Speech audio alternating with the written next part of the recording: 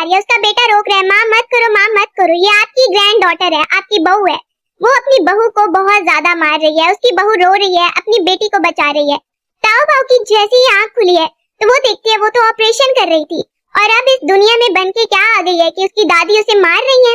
वो उठती है, एकदम से उस लकड़ी के डंडे को पकड़ लेती है, ग्रैंडमा को भी पीछे धक्का देती है दीवार के साथ, उठ जाती है खड़े होके और देख के बोलने लगती है, आप हमसे इतनी नफरत करती है ना।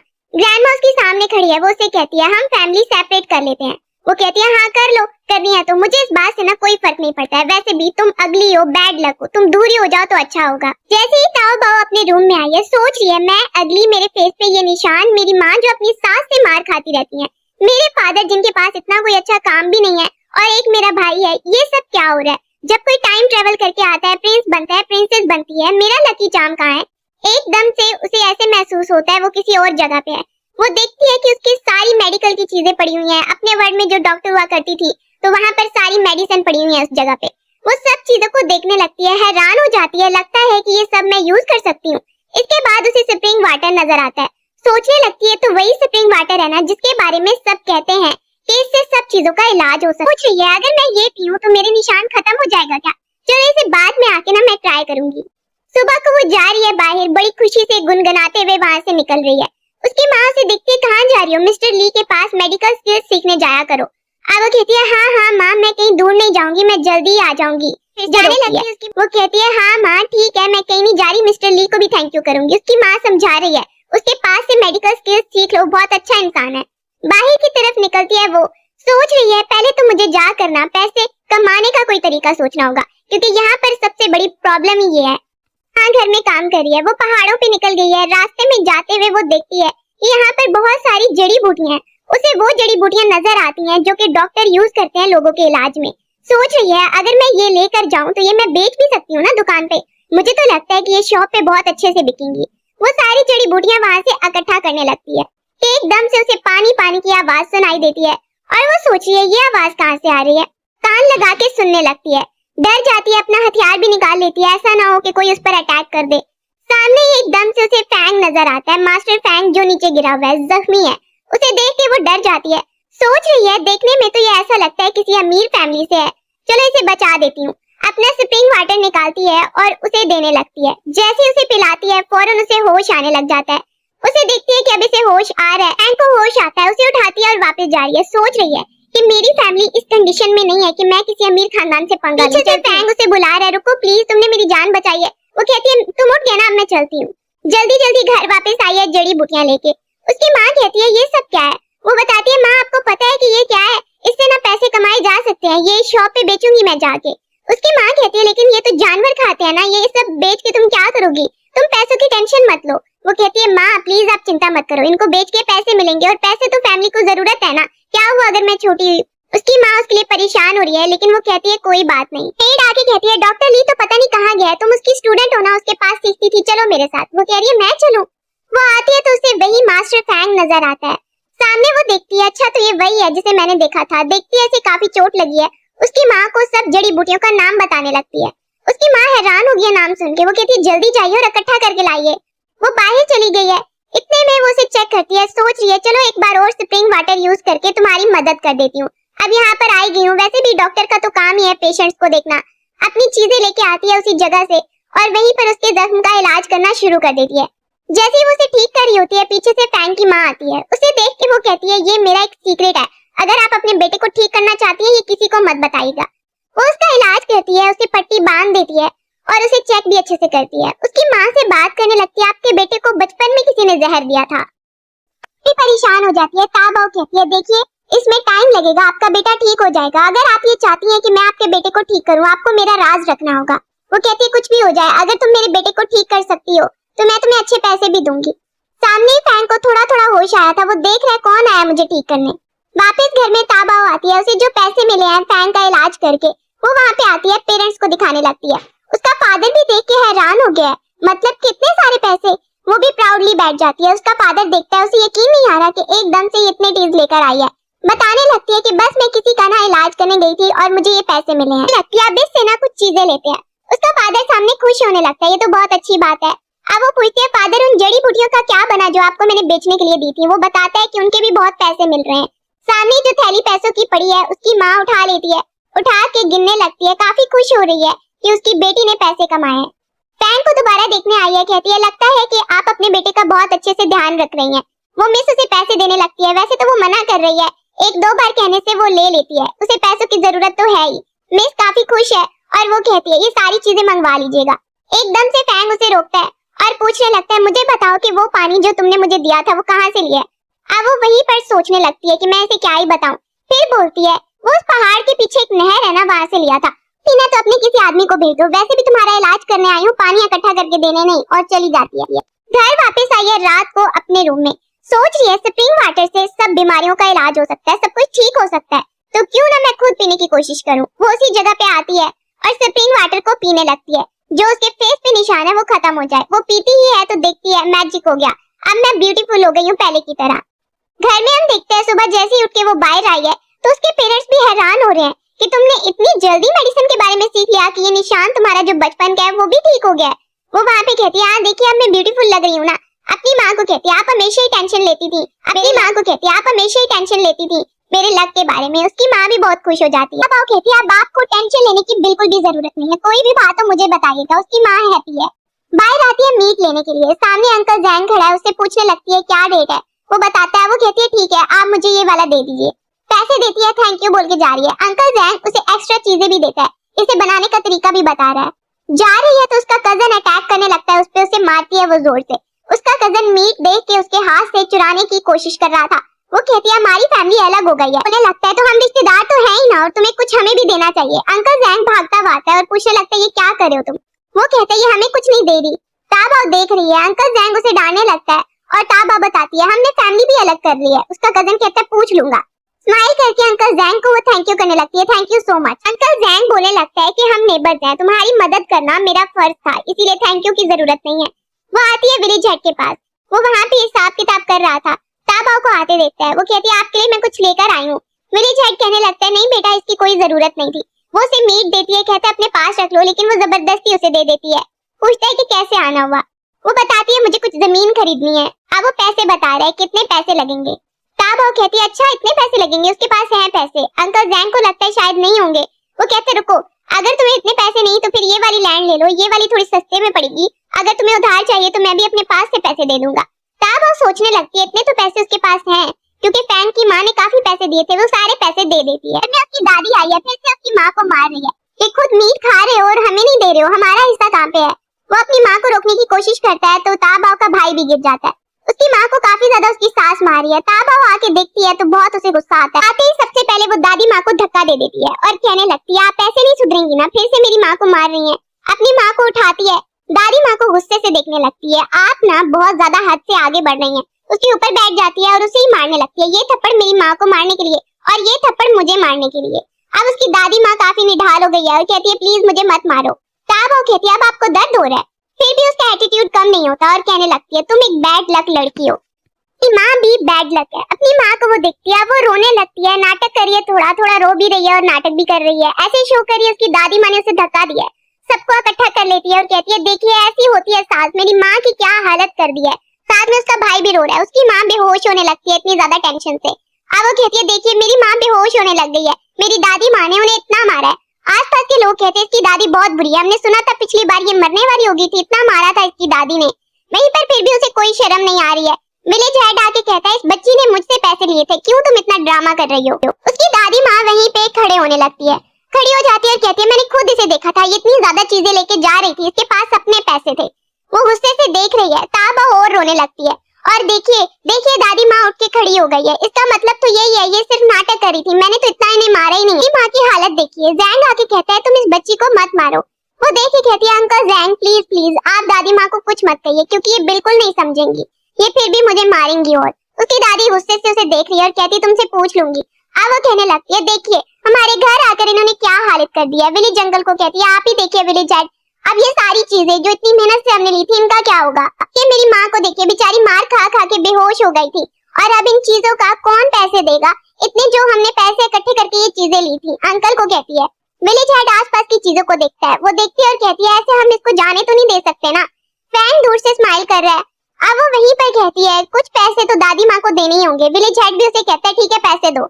वो थैंक यू कह रही है, thank you so much village head. दादी माँ उसे पैसे देके वहाँ से गुस्से में चली गई। फैन भी दरवाजे में खड़ा अपने आदमी से पूछ रहा है मैंने तुम्हें कहा था कि इसके बारे में पता लगवाओ, तुम्हें कुछ पता चला है?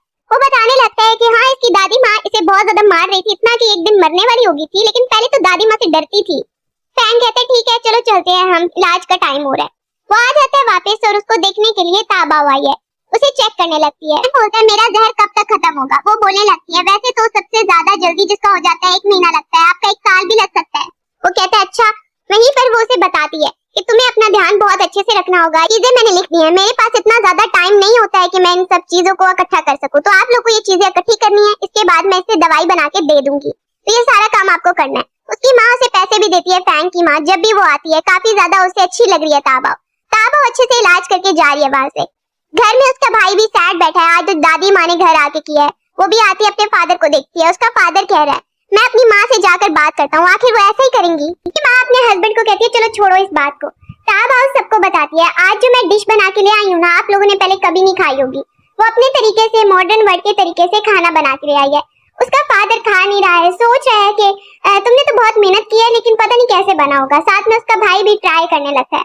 वो सब सोच रहे हैं, फिर एकदम से जैसे ही ट्राई करते हैं सबको वो बताती है खा के देखिए। उसकी माँ कहती है टेस्टी है।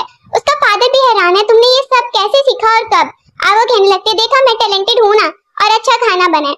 उसका भाई भी कहने लगता है ऐसा तो टेस्टी खाना मैंने कभी नहीं खाया, बहुत अच्छा बना है सिस्टर। सब उस खाने को एंजॉय कर रहे हैं। वो सबको देखती है और कहने लगती है कि कोई बात नहीं, अब आप लोगों को पता चल जाएगा कि मुझे क्या क्या आता है और आप लोग को अच्छे से खाना चाहिए। माँ आप देखो कितनी कमजोर हो गई हो। अगले दिन वो फादर के साथ बाहर आई है। उसका फादर उसे एक जगह पे छोड़ के गया जहाँ पे उसने कहा था शॉप में, और कहता है मैं आता हूँ तुम यहाँ पे रुकना। वो कह रही है ठीक है फादर मैं यहाँ पे रुकती हूँ। जड़ी बूटियां बेचने के लिए एक शॉप में आई है। सामने पेस्ट्रीज देख के कहती है मुझे ट्राई करना है, तो शॉपकीपर कहता है ऐसे कैसे खा रही हो? अब वो कहती है मैं ट्राई कर रही हूँ बस। लेकिन वहीं पर ऑनर आ जाता है मालिक, और कहने लगता है ली ये तुम्हें क्या लगता है हम ट्राई करने के लिए देते हैं? ताबा कहती है अगर मैं चखूंगी नहीं तो मैं कैसे बिलीव करूँ कि ये अच्छी है, और अगर मैं चख के सब लोगों को बता दूं कि इतनी अच्छी है तो और ज्यादा कस्टमर आ जाएंगे, इसकी प्रमोशन भी कर दूंगी। ली बोलने लगता है अच्छा ये बात है तो इसलिए तुम टेस्ट करना चाहती हो, हमारी पेस्ट्री तो सबसे अच्छी ही होती है। अब वो वहाँ पे कहती है लेकिन टेस्ट करके ही पता चलेगा ना, ऐसे देखने से कुछ पता नहीं चलता है। वो कहता है अच्छा तो करके देख लो टेस्ट। वहीं पर वो देख रही है, इन्होंने पैसे तो बहुत लगाए हैं। उसे कहता है हाँ तो फिर टेस्ट कर लो। वो अपनी मर्जी की एक पेस्ट्री उठाती है और टेस्ट करती है। सोच रही है जितनी कीमत इन्होंने लगाई है टेस्ट तो बिल्कुल नॉर्मल आ रहा है। अब देख रही है कितना भी टेस्ट अच्छा नहीं है। कहती है अगर मैं इससे भी अच्छी पेस्ट्री बना दूं तो? ली कहने लगता है ऐसा कैसे हो सकता है, ये हमारे एक्सपर्ट ने बनाया है और तुम कह रही हो तुम इससे भी अच्छी बना लोगी। अब वो वहीं पर बोलने लगता है ऐसा हो ही नहीं सकता। ताबा कहती है देखो अगर तुम्हें अपनी दुकान को मशहूर करना है ना, इससे भी ज्यादा फेमस करना है तो मेरी बात मान लो। ली बोलता है मैं कैसे यकीन करूं? अब वो कहती है ये तो मेरे साथ काम करके ही तुम्हें पता चलेगा। उसे कहता है ठीक है अंदर आओ और हमें पेस्ट्री बना के दिखाओ, फिर हमें पता चलेगा। वो अंदर जाती है उनके साथ काम करने के लिए। थोड़ी देर बाद हम देख रहे हैं वहीं से बाहर आती है तो अपने फादर को देखती है। उसका फादर वहीं से गुजर रहा होता है। उसे देखते है तुम यहाँ पे क्या कर रही हो, और ये देखो पेपर्स मेरे पास, और पूछने लगते तुम यहाँ पे पेस्ट्री की दुकान के सामने क्या कर रही थी? कहती है कुछ नहीं कुछ नहीं। अब वो आती है फिर से इलाज करने के लिए मास्टर फैंग का। साथ में इलाज करने के लिए कहती है आपको अपनी शर्ट उतारनी पड़ेगी, और एक सुई उसने सामने निकाली हुई है। वो डर जाता है, ये सुई उसकी माँ सामने खड़ी हुई है तो समझ जाती है और चली जाती है बाहर। अब वो कहती है मैं डॉक्टर हूँ, तुम्हें अपना पॉइजन ठीक करवाना है, इतना आसान काम नहीं है, तुम अपनी शर्ट नहीं उतार सकते। हमने कैंडल जला के रख लेती है। ली बोलने लगता है क्या इस तरीके से मैं बिल्कुल ठीक हो जाऊंगा? वो कहती है हाँ ये आखिरी इलाज है, इसके बाद तुम ठीक हो जाओगे, जल्दी से अपनी शर्ट उतारो। तैयारी करिए, नीडल्स को गर्म करिए। मास्टर फैंग अपनी शर्ट उतार रहा है। वो उस कैंडल पर ही नीडल्स गर्म कर लेती है अच्छे से, और डॉक्टर है उसे इलाज करने से मतलब है। उसकी बैक पे आती है, पॉइंट चेक करती है और नीडल चुभाने लगती है। फैंग को काफी पेन होने लगता है क्योंकि वो पहली दफा ऐसा इलाज करवा रहा है। नीडल्स लगाने के बाद वो उसे कहती है अब यहीं पर बैठना है तुम्हें। दूर बैठ के लिख रही है और उससे पूछ रही है क्या तुम्हें बॉडी में हीट फील हो रही है? वो कहता है हाँ ऐसा ही हो रहा है। अब उसको पूछने के बाद फिर से प्रिस्क्रिप्शन एक न्यू बनाती है। नीडल लेके उसकी उंगली से थोड़ा ब्लड निकालने लगती है, सामने ही गर्म करती है उस नीडल को और थोड़ा सा ब्लड निकालती है। इसके बाद प्रिस्क्रिप्शन भी अच्छे से तैयार कर देती है और उसे कहती है ये आखिरी तरीका था जो हो गया। फैन काफी खुश हो जाता है और उसे कहता है तुमने मेरी काफी मदद की है। अपनी माँ को कहता है इस लड़की की आप मदद कीजिए जितनी हो सके। घर वो वापस आती है और उसने कुछ बनाया है जो कंस्ट्रक्शन के लिए दे रही है। एक आदमी कहता है लेकिन इस तरह का तो मुझे बनाना नहीं आता है। वो कहती है आपको नहीं आता है? वो कहने लगता है ये बहुत मुश्किल है और ये जो डिजाइन तुमने बनाया है घर का ये हम नहीं बना सकते हैं, और चला जाता है। सामने हम ली को आता देखते हैं। वो आकर उससे बात करने आया। जो पेस्ट्री तुमने हमें बताई थी ना वो काफी फेमस हो रही है। अब वो उसकी तरफ देख रही है। वो कहने लगती है मैंने तो कहा ही था कि तुमसे भी अच्छी पेस्ट्री मैं बनाऊंगी। वो लीव होने लगता है हाँ हम इस बात को मान गए, लेकिन तुम अब प्रॉफिट थोड़ा कम करो ना। अब वो कहने लगती है 40% से प्रॉफिट मैं कम नहीं लूंगी, 40% ही मैंने लेना है। कहते हैं तो तुम्हें हमें रेसिपी पूरी देनी होगी। अब वो सोचती है और कहती है ठीक है, तुम लोगों को रेसिपी मैं पूरी दे दूंगी और इतना प्रॉफिट होगा। पेपर लेके आया, सब लिख के लाया, ये देखो मैंने सब कुछ लिख दिया, इस पे साइन कर दो, इसके बाद हम बिजनेस अपना बहुत ऊंचा लेके जाएंगे। ताबा उसे साइन करके दे देती है। तब तक वो फैंग की माँ को आता देखती है, जो आकर उसे कह रही है मुझे पता चला है तुम कुछ घर बनवाना चाहती हो, घर का डिजाइन। अब वो दिखा रही है हाँ, तो वो कहती है देखो मुझे फैंग ने कहा है कि तुमने उसका पॉइजन ठीक कर दिया है, मैं तुम्हारी मदद करूं। हमारे पास ऐसे लोग हैं जो इस घर का डिजाइन बना सकते हैं जो तुम दिखा रही हो। अंदर पेस्ट्रीज पड़ी हुई हैं, जल्दी से वो अंदर आती है, खाने लगती है। सामने उसका भाई कहता है ये आपने डिजाइन बनाया है, मुझे भी ऐसा बनाना सीखना है। ताबा कहती है हाँ तो बनाओ ना। उसे कहती है सीखने के लिए तुम्हें ये पेज यूज करना ही पड़ेगा, महंगा है तो क्या हो गया, अब सीखो, चलो इसके ऊपर बनाओ। उसका भाई बैठ के बनाने लगता है और वो उसे गाइड कर रही है कि कैसे कैसे बनाना है।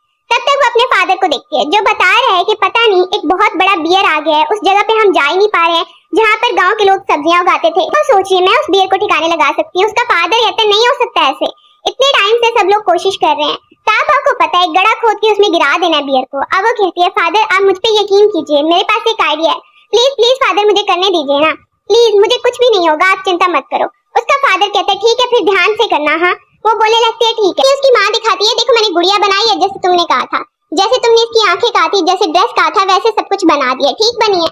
वो देखती है और कहती है तो बहुत ही ज्यादा अच्छी बनी है, और आपको पता है ये कितनी ज्यादा सेल होगी, कितनी बिकेगी। अपने भाई को देखती है कि बहुत अच्छी ड्राइंग बना रहा है वो। अब उसके भाई के एडमिशन के लिए उसे स्कूल में ले गई है। सामने ही हम देखते हैं जैसे ही वो आया टीचर सो रहा था, क्योंकि कोई बच्चा एडमिशन के लिए इतना आता ही नहीं है। वो टीचर को देखती है हम लोग एडमिशन के लिए आए हैं।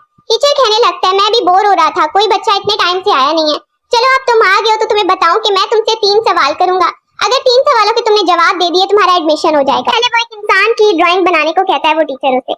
ताबा को भाई कहता है लेकिन मैं अपना पेन यूज करूंगा, साइड पे बैठ के बनाने लग गया है। उसे ताबा नहीं सिखाया, वो प्राउडली उसे देख रही है।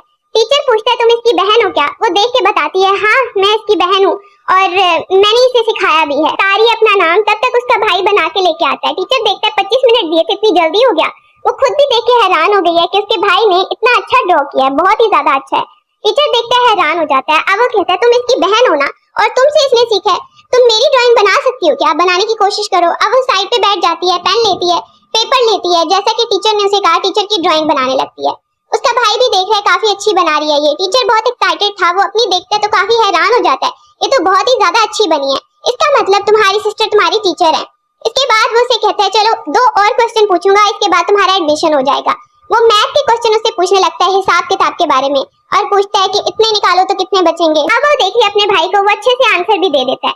जैसे ही वो जवाब अच्छे से दे देता है टीचर उसे कहता है तुम्हारा एडमिशन हो गया, और वो बहुत ज्यादा खुश हो जाता है। टीचर को थैंक यू करता है और वहाँ से जा रहे हैं। मास्टर फ्रैंक को देखते हैं, उसे एक आदमी बता रहा है कि आपको पता है जो आपका इलाज करने आती हैं वो बहुत अच्छी ड्राइंग भी बनाती हैं। उसने उनका पीछा किया और वो सब खबरें बता रहा है। तब तक क्या ही पता चलता है कि वो दोबारा से आई है चेक करने मास्टर फ्रैंक को। आती है वो आखिरी बार चेक करने आई है, स्माइल करके उसे देख रहा है। वो आती है, चेक करने लगती है, बैठ के उसकी वेन्स चेक करती है और देख रही है कि मैंने जो मेथड किया था उसका कितना असर हुआ है। देख रही है कि काफी असर हो गया है। वहीं पर बताती है कि तुम्हारा पॉइजन बिल्कुल ठीक हो गया, जैसा कि मैंने अंदाजा लगाया था। ये प्रिस्क्रिप्शन है, ये दवाई तुम्हें काफी टाइम तक लेनी रहेगी। फैन वहीं पे कहता है इसका मतलब तुम्हारा काम खत्म हो गया।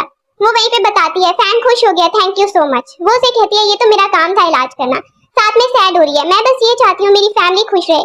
और साथ में मास्टर फैंग को ये लगता है कि वो शायद फैंग से फिर नहीं मिल पाएगी, इसलिए सैड होके जा रही है और जाते जाते उसे स्पिरिचुअल वाटर का गिफ्ट देके जाती है, जो वो देखने लगता है। वो बोतल देखने लगता है और फैंग भी स्माइल कर रहा है। अगले दिन वो एक शॉप में कुछ बेचने के लिए आई है। शॉप के अंदर जाती है और देख रही है कि ये कौन आ रहा है। वो बेचने के लिए जैसे ही टोकरी आगे करती है तो उसे वहीं पर ली नजर आ जाता है, जो कि उसी शॉप का मालिक है।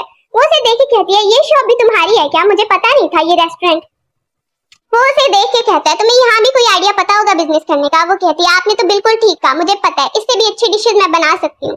अब वो कहता है सच में? तो वो कहती है हाँ चलो आपको ट्राई करवा देती हूँ। एक डिश बना के वो रखती है सबके सामने, जो उसके रेस्टोरेंट में अभी तक नहीं बनी है। सब वहाँ पे देख रहे हैं ये खाया भी जा सकता है या नहीं। वहाँ पे शेफ देख रहा है, पता नहीं, आप लोग ट्राई करके देख लीजिए। वो डिशेज रखती है, ली वहाँ पे देख रहा है, ट्राई करना नहीं चाह रहा। उसके हाथ में चॉपस्टिक पकड़ाती है और कहती है पहले खा के तो देखो कैसा लगता है। और नोटिस करती है कि चल क्या रहा है यहाँ पे, ये बहुत अच्छा बना है, पहले खाओ तो सही। फिर खुश हो जाती है जैसे ही ली वहाँ पे खाता है और कहता है ये तो सच में बहुत ज्यादा टेस्टी है। ताबाओ कहती है मैंने कहा था ना कि मैं टेस्टी बनाऊंगी। ली ये बात सुन के कहता है वैसे तुम ना सच में कमाल हो, सब कुछ तुम्हें आता है, पेस्ट्रीज बनाना, ये कुकिंग करना। तो सोचिए अपने जमाने में तो ये थोड़ा सा स्किल है, इससे क्या ही फर्क पड़ रहा है, यहाँ पर कितनी ज्यादा इंपॉर्टेंस हो गई है मेरी। हाथ में ला लेती है, एक डिश की रेसिपी उन्हें दे के आई है, फिर से प्रॉफिट लॉस कैलकुलेट करके घर वापस जा रही है। जाते जाते वो डॉल भी उसे दिखाती है कि तुम देखो ये ना यहाँ पे एक शो पीस की तरह लगा दो, देखना लोग इसे देख के ना बाय करने की कोशिश करेंगे। अब उसे एक न्यू आइडिया दे जाती है तो ली कहता है ये भी काफी अच्छा आइडिया लग रहा है तुम्हारा। इसी तरफ मास्टर वैंग को देख रहे हैं, वो वहाँ पर ये किसी का वेट कर रहा है आने का। मास्टर वैंग कोई मास्टर वैंग नहीं है बल्कि रियल में एक प्रिंस है। प्रिंस का गार्ड आया पैलेस की तरफ से, उसे बता रहे कि एम्पायर की तबीयत बहुत ही खराब लग रही है, जितना जल्दी हो सके आपको वापस जाना होगा पैलेस में। अब वो कहता है गार्ड को ठीक है मैं अभी किसी डॉक्टर का इंतजाम करता हूँ। गार्ड कहने लगता है जितना जल्दी हो सके आप एम्पायर से मिल लीजिए, क्या पता कि उनकी डेथ जल्दी हो जाए, उनकी हालत खराब है। अब वो घर वापस आई है, घर वापस आके बता रही है कि उसने आज क्या क्या किया। उसकी माँ वहीं पर देखती है इतने पैसे, तो वो बताती है हाँ मैं बाहर जो काम कर रही हूँ ना बहुत बड़ा बिजनेस है, उसका फादर भी देख रहा है। पर ली आता है बहुत सारे गिफ्ट लेकर। ताबाओ का फादर देख रहा है ये चल क्या रहा है, वो कहता है ये देखो इतने गिफ्ट मैं लेकर आया हूँ। ताबाओ देख रही है ये कैसे गिफ्ट है, बताने लगता है ये बहुत सारे गिफ्ट है तुम्हारे लिए। सोच रही है पता नहीं मेरे पेरेंट्स क्या सोचेंगे कि ये गिफ्ट क्यों लेकर आया है। अब वो पूछते हैं क्या है, बाहर आकर वो बताता है कि तुमने जो डिश बताई थी पता है कि कितनी सेल हुई है एक दिन में। कहती है कितनी सेल हुई है, तो ली बताता है तो वो खुद भी हैरान हो जाती है और वो कहता है इतने ज्यादा पैसे। वो देख लिया ताबाओ बहुत ज्यादा पैसे तुमने कमा लिए हैं, इसीलिए तुम्हें यहाँ पर गिफ्ट लेकर तुम्हारे लिए आया था। ली ये भी बताने लगता है मेरी तबीयत तो खराब रहती है, पता नहीं मेरी लाइफ कब तक होगी, लेकिन देखो तुमने मेरी इतनी हेल्प की है इसीलिए गिफ्ट लेकर आया हूँ। वो उसे वहीं पे चेक करने लगती है, उसका हाथ आगे बढ़ाती है, चेक करने लगती है उसे। देख रहा है कि कोई भी डॉक्टर मेरा इलाज नहीं कर पाता कि मेरे पास थोड़ा ही टाइम है। वो उसे चेक करने लगती है, उसे पता है कि अगर मैं स्प्रिंग वाटर दूंगी तो ये ठीक हो जाएगा। वो उसे देने लगती है और कहती है कि ये पी लेना तुम ठीक हो जाओगे, मैं तुम्हारा पॉइजन ठीक कर सकती हूँ। ली को बिलीव नहीं आ रहा है लेकिन वो उसके हाथ में रखती है और कहती है ये बिल्कुल ठीक हो जाओगे तुम। वो खुशी से कहता है और बोलती है हाँ तुम ठीक हो जाओगे। वो चला जाता है, उसके पेरेंट्स बाहर आए हैं देखने के क्या चल रहा है, तो वो उनको इतने ज्यादा पैसे दिखाने लगती है जो ली उसे सारे पैसे दे के चला गया, तो वो बहुत ही ज्यादा हैप्पी है। उसका फादर देखता है इतने ज्यादा पैसे, वो वहाँ पर ही लेने लगता है और कहता है मैं जमीन खरीदूंगा जो मैं कह रहा था। ताबाओ देख लिया उसके फादर ने सारे पैसे ही ले लिए हैं और देख के कहने लगता है वो 3 जगह पे मैंने जमीन देखी है वो मैं लूंगा, मुझे बहुत अच्छी लगी है। पापा अपनी फैमिली को बताने लगता है कि वो जमीन के बारे में मैं बात करके आया हूँ, हमारे लिए ना उससे बहुत ज्यादा प्रॉफिट होने वाला है और वो अच्छी जगह पे भी है, उस जमीन पर हम सब्जियां उगाएंगे, फसलें उगाएंगे। ताबाओ उसकी माँ बहुत ज्यादा हैप्पी हो जाते हैं। अब वो बताता है कि वो हमारे नाम जल्दी ही हो जाएगी, तो उसकी जो वाइफ है वो हैप्पी हो जाती है, खुश हो जाती है। इसी तरह प्रिंस फैंग को देख रहे हैं, गार्ड आके बता रहे हैं कि आप वापस चल रहे हैं या नहीं, क्योंकि एम्पायर की तबीयत काफी खराब है और वो आपको याद कर रहे हैं, प्लीज आप वापस चलिए, उससे रिक्वेस्ट कर रहा है। तब तक वो देखता है ताबाओ को आते हुए जिसने ये सारी बातें सुन ली है। अब वो आके कहती है अच्छा तो तुम प्रिंस हो। वो कहने लगता है हाँ। साथ में वो कहती है अगर एम्पायर की तबीयत खराब है और वो हमारा एम्पायर है, सबका एम्पायर है, मैं चलूंगी। ये सुन के वो बहुत खुश हो जाता है और कहता है मुझे तुम पे बिलीव है। वो साथ जाने का बोल रही है। घर वापस आती है, देखती है सबको वहाँ पे आके उन्हें कहने लगती है कि मुझे अपना सामान पैक करना है, बताने लगती है कि मैं कहीं जा रही हूँ, बिगनिंग जा रही हूँ। ये सुन के उसका फादर कहता है इतनी दूर और तुम्हें कैपिटल में कौन लेकर जा रहा है, वहाँ पर तुम अकेली जाओगी, उसे परमिशन नहीं मिल रही है। उसकी माँ भी परेशान हो जाती है कि आखिर तुम किसके साथ जा रही हो, मास्टर फैंग के साथ, लेकिन कैसे अकेले जाओगी। उसका फादर कहता है मैं तो ये कह रहा हूँ कि अपने भाई को लेती जाओ। ताबाओ कहती है नहीं फादर इसकी जरूरत नहीं है, मैं बिल्कुल ठीक रहूंगी, आपको पता है मास्टर फैंग एक बहुत अच्छा इंसान है और मुझे पता चला एम्पायर की तबीयत खराब है। कैरेज में बैठकर पूछती है ये कैरेज किसका है। ली भी वहीं पे बैठा है, बहुत अमीर है वो, बताता है ये कैरेज मेरा है। फ्रैंक बताता है हाँ यही तो मेरी इतनी मदद कर रहा था, ये कैरेज जिसी का है। वापस वो आता है साथ में ताबाओ को लेकर, अभी उसके साथ पैलेस में आ जाती है। सामने एक मिस देखती है, तुम तो अभी बहुत ही छोटी हो, तुम्हें इलाज करना आता है, मुझे यकीन नहीं आ रहा। बहुत अच्छे से उससे बात करी है। सामने जो मास्टर बैठा है वो कहने लगता है ये इलाज करेगी। ली बताता है हाँ ये अच्छे से कर पाएगी, तो वो कहता है मुझे ऐसे बिलीव नहीं आएगा। ली कहने लगता है मुझे तो देखिए मेरी हालत जो थी मैं मरने वाला था, इसने मुझे ठीक किया। अब वो कहता है एक शर्त पे मैं मानूंगा अगर तुम मेरी वाइफ का इलाज कर पाओगी, उसकी बीमारी जान पाओगी। ताबाओ मान जाती है और कहती है ठीक है। अब वो उस मिस के पास आती है और उससे बात करने लगती है आपको क्या प्रॉब्लम है। उसे समझ आ जाता है इसकी प्रॉब्लम पीरियड्स के बारे में है।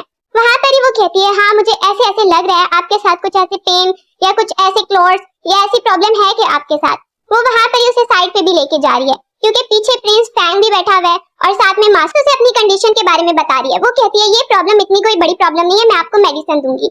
मास्टर फैंग उनकी बातें सुन के वहीं पर चुप होने लगता है क्योंकि ये औरतों के प्राइवेट मसले के बारे में है। वहीं पर कहने लगता है तुमने तो इसकी बीमारी भी डिटेक्ट कर ली, इसका मतलब तुम अच्छी डॉक्टर हो। प्रिंस फैंग कहता है मुझे इस पर पूरा यकीन है ये एम्पायर को ठीक कर पाएगी। अब उसे परमिशन मिल जाती है। एम्पायर जो बिल्कुल वहाँ पे बीमार पड़ा हुआ है, बिल्कुल बेहोश है, वो उसे आके चेक करती है और कहती है ये स्प्रिंग वाटर अगर ये पी लेंगे तो शायद ये ठीक हो सकते हैं। लेकिन वो उसे पिलाने लगती है तो एम्पायर पीता ही नहीं है, वो पानी बाहर गिरने लगता है। फ्रैंक कहता है मैं ट्राई करता हूँ। एम्पायर को दूसरी बार ट्राई करके पानी पिलाया जाता है। वो परेशान है, उम्मीद बहुत कम है इनके ठीक होने की, लेकिन मैंने कोशिश की है।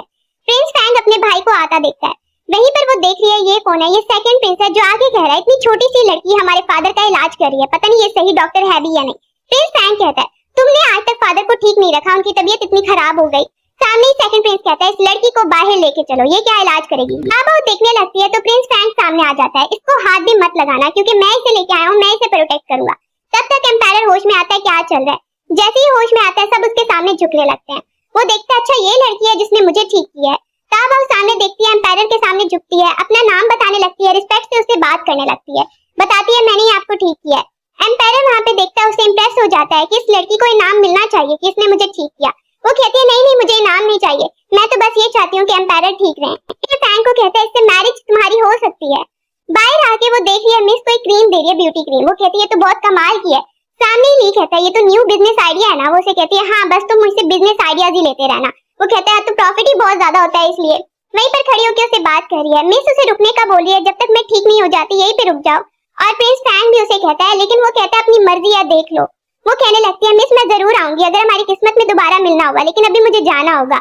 वो मिस काफी ज्यादा उसे कहती है कि रुक जाओ जब तक मैं पूरी तरह ठीक नहीं हो जाती। वो बोलती है मेरी फैमिली मेरा वेट कर रही होगी, मेरा अभी जाना जरूरी है। उसे परमिशन मिल जाती है, ठीक है जाओ। अब हम घर में उसके पेरेंट्स को देख रहे हैं, वापस आके वो सब कुछ बता रही है। इसके बाद अपने रूम में वो सोने के लिए चली गई है। जैसे ही सबसे बात करने के बाद वो रूम में सोने के लिए जाती है तो देखती है कि रूम के बाहर कोई आया है।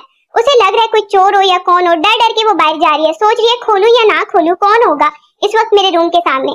जैसे ही वो वहां से दरवाजा खोलने लगती है, डर रही थी, एकदम से सामने देखती है फैंग है। वो उसे जल्दी से अंदर बुला लेती है। माँ को कहती है नहीं माँ कोई नहीं है। फैंग उससे मिलने आया, प्रिंस फैंग उससे बात करने के लिए, उससे कॉन्फेस करने के लिए। वो उसे देखती है इतनी रात को क्या हुआ जो तुम यहाँ पे बात करने आए हो, कुछ गड़बड़ हो गई है क्या हुआ। तो वो वहीं पर कहने लगता है तुम्हें पता होगा कि मैं तुम्हें लाइक करता हूँ, तुमने महसूस तो कर ही लिया होगा, और मैं ये चाहता हूँ कि तुम मुझसे मैरिज करो। बात उससे करता है क्योंकि मैं तो सिर्फ तुमसे ही मैरिज करना चाहता हूँ। वो उसे देख के कहती है तुम्हें पता भी है कि तुम क्या कह रहे हो, तुम्हें पता है तुम्हें फिर कंकोबाइन लेनी पड़ेगी। वो उससे वादा करता है कि वो कभी भी कंकोबाइन नहीं लेगा बल्कि सिर्फ उसे ही अपनी वाइफ रखेगा, और वो उसे चुप करवा देती है, ठीक है तुम्हारा वादा हो गया। सुबह को हम प्रिंस को देख रहे हैं। रात को हम देखते हैं कि वो प्रिंस फैंग उसकी माँ को भी इनवाइट करती है, वो भी वहीं पर है और अपनी फैमिली के साथ सबको बुलाती है। एक स्पेशल खाना मैं आपको बताऊंगी एक नई तरीके से, उनको हॉट पॉट बनाना सिखाती है और कहती है देखो इस तरीके से खाने से ना बहुत टेस्टी लगता है। प्रिंस भी वहाँ पे उसकी हेल्प करने लगता है, सब वहाँ पर बैठकर मिलकर सीख रहे हैं। वो बता रही है देखो ऐसे आपको इसके अंदर डुबोना है और फिर आप जैसे इसको खाएंगे इसका टेस्ट काफी कमाल आएगा। सब वहाँ पर उसे सीखने के बाद ऐसे ट्राई करते हैं तो हैरान हो जाते हैं। वो आदमी जिसने घर बनवाया है उसका, वो भी, और सब लोग रात को मिलके बैठ के सब खाने लगते हैं। सुबह को मैरिज सेरेमनी है, ली आता है उसके लिए बहुत सारे गिफ्ट्स लेकर। वो देखती है और कहती है कि हाँ तो बस इतने गिफ्ट्स हैं क्या। ली कहता है नहीं और भी गिफ्ट्स हैं, और भी बहुत ज्यादा गिफ्ट्स हैं। प्रिंस के साथ वो खड़ी है, काफी ज्यादा हैप्पी लग रही है। उनकी एक छोटी सी मैरिज सेरेमनी में उन्हें ट्रांसफर किया गया है, सब वहाँ पे मेहमान आ रहे हैं। इसके बाद आसपास की औरतें भी आने लगती हैं, उसे कुछ गिफ्ट देकर अंदर रख जाती हैं। प्रिंस कहता है लगता है तुम आज ना बहुत ज्यादा थक गई होगी, अपने न्यू घर में हम ट्रांसफर हुए हैं, इतना ज्यादा काम था। वो वहीं पर पीछे प्रिंस को देखने लगती है और कहती है हाँ लेकिन तुम तो मेरे साथ ही हो ना, और मिलके हम ये सब कुछ कर रहे थे। प्रिंस फ्रैंक काफी ज्यादा हैप्पी हो रहा है, वो दोनों ही काफी हैप्पी लग रहे हैं। पीछे से हम देखते हैं ताबाओ के पेरेंट्स उन दोनों को देखते हैं तो कहते हैं चुप चुप। इसके बाद दरवाजे की तरफ बढ़ने लगते हैं और दरवाजा बंद कर देते हैं, और इसी के साथ स्टोरी की एंडिंग हो जाती है।